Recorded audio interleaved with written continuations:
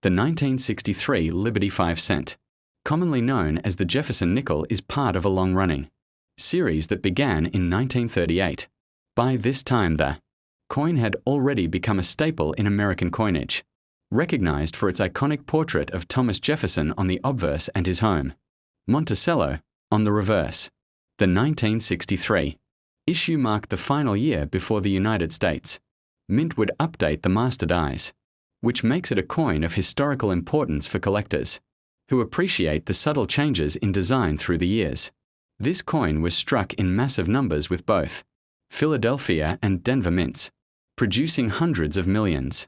On the surface, that makes the coin common, and in circulated condition most pieces might only be worth face value or slightly more. But as with many coins, the real value comes down to rarity in condition.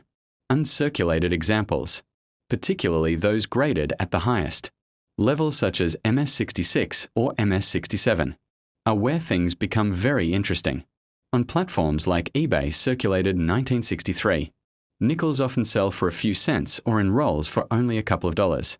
But the story changes when you look at certified mint state coins. Collectors will pay anywhere from tens to hundreds of dollars for coins with exceptional luster, sharp strikes, and no distracting marks. The highest graded examples with designations, like full steps on the Monticello reverse, have fetched hundreds and even thousands of dollars at major auctions. Auction records tell the real story. Heritage auctions and stacks. Bowers have seen premium quality 1963 nickels, especially with the full steps designation, selling for incredible prices compared to their face value. A coin that looks ordinary in your drawer could, under the right conditions, attract serious bidding competition among dedicated collectors. And it doesn't stop there. Error coins from 1963 can also add unexpected value.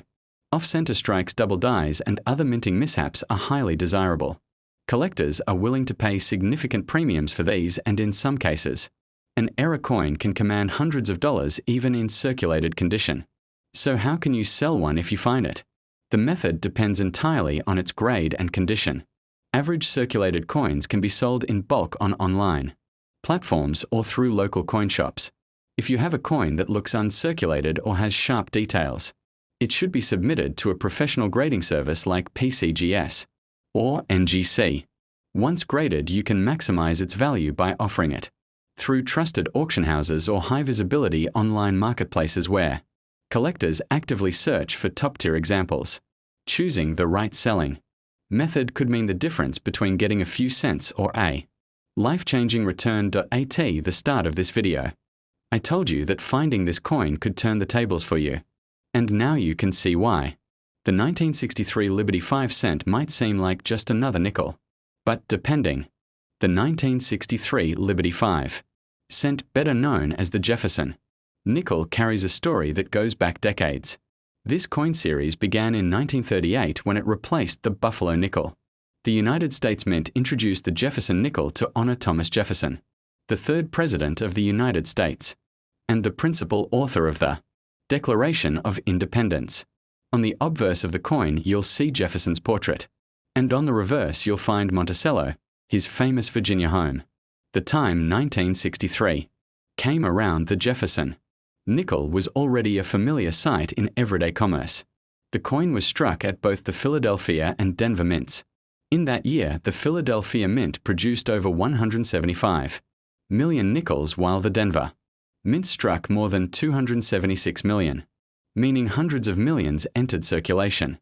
Because of such high mintage numbers, the 1963 nickel might seem common at first glance, but coin collecting is never just about how many were made. It's about how many survived in exceptional condition. The early 1960s were a fascinating time in American coinage.